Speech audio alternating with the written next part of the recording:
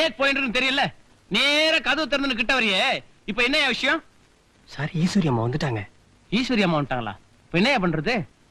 சும்மா இருந்த பண்ணி சோள பாட சொல்லிட்டீங்க, அவளும் பாடிட்டு இருக்கா. வணக்கம். என்ன கணேஷ், சௌக்கியமா இருக்கீங்க? கேக்கா? ஐயோ, நீங்க எல்லாமே. நான் சும்மா ஜஸ்ட் ஒரு ரிஹர்சல் பார்த்துட்டு இருக்கேன். அம்மா சுகந்தி, ஏன் சார் கட் பண்ணிட்டீங்க?